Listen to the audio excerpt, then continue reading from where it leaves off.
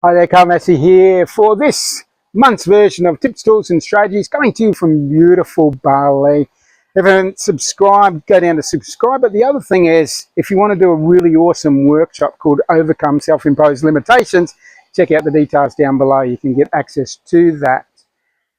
So today's Tips, Tools and Strategies is inspired by an experience I've had for the last 4 days. I had a client fly over to Bali and work with me one-on-one in a deep immersion experience.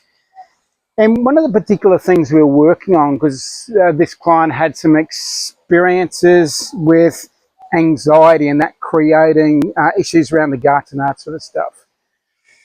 So I want to talk about the challenges around anxiety, the impacts of experiencing anxiety on the physiology of the body, and then talk about just subtle ways we can work through it. Now, I talked about just at the front end there about that workshop, Overcome Self-Imposed Limitations. So that's about overcoming some beliefs. It can be our beliefs that cause us to think a certain thing, that causes us to feel a certain thing, that can cause us to go into that stress response and create that disruption around the gut. As we most know that, if we have an experience of anxiety, whether it's wherever it is on that spectrum of, mild anxiety to high anxiety, the place we're most likely to feel it is our guts. And what happens is when we go into that stress response, we contract our stomach. So we close up, and this sort of, in your own experience, when you're experiencing anxiety, there's a tightening there.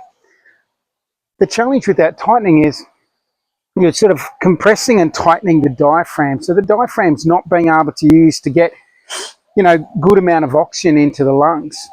And for me, more oxygen equals more energy, equals more ability to self-heal. So this anxiety creates not only a disruption to the amount of oxygen we're getting in, it also creates a disruption to the natural function of the stomach to digest, assimilate, and eliminate the stuff that we no longer need. So the role of the stomach, obviously, and the whole gut process is to draw nutrient from the foods that we eat and let go of the stuff that we don't need. So again, anxiety causes us to have specific issues around there. So it's something that we need to address if we don't want to have the flow-on effect of the issues there, and if we want to get a little bit more oxygen into our body. Now, the yogis have been aware of this for the thousands of years that, yoga's been an actual practice. The idea of doing practices, they might be twisting, lateral twisters. They might be over this side to open up the lung capacity. Forward fold, again, to be working on massaging these internal organs. So they were working on the physical as well as the energetic. So moving in particular ways to move energy up, stuck energy that's around this area here.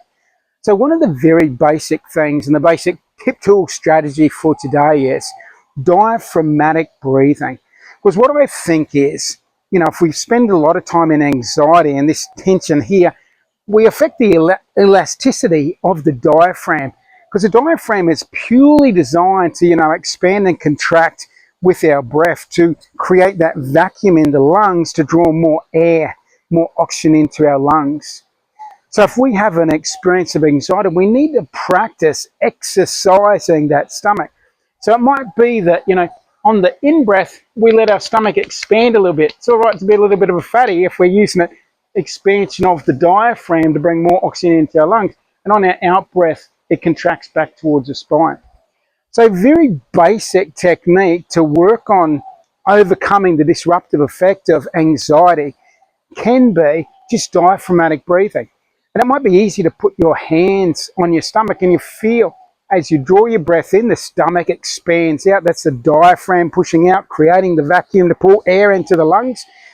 And when you exhale, the stomach goes back towards the spine. So inhalation, exhalation. So I'm just going to sit down here and just a couple of minutes. You can either do this with me now, and it might be, a count of 5 on the in-breath and a count of 5 on the exhalation. You might want to expand that to 6, 7, 8, whatever works for you. But again, if you have an experience of anxiety, if it's sort of creating a little bit of a disruption there, one of the tools you can use for it is that diaphragmatic breathing. Because when we're in a stress state, we contract the stomach, means we're getting less air into our lungs. So just like noticing and then just starting to breathe into that particular place. And I'm conscious of time. I try to keep these tips, tools and strategies around about 5 minutes. So I don't want to go too much more. So if I've got any other details to add, I'll just add them down below. But the idea is super basic. Breathing into the stomach. Practice breathing into the stomach. And the last one I'll say is another technique you can do is just lying on your back. You can put a couple of books or something with a little bit of weight and practice breathing in, breathing out, lifting those up. So it's a powerful technique to create a little bit more free movement and space around the stomach. So there you go, today's tips, tools and strategy. Like I said, if you want to do an awesome workshop for free, check out the details below. If you need to get in touch with me for any reason, don't hesitate to reach out, details down below. Have a fantastic day wherever you are on this incredible, gorgeous, beautiful planet of ours. All the very best and take care.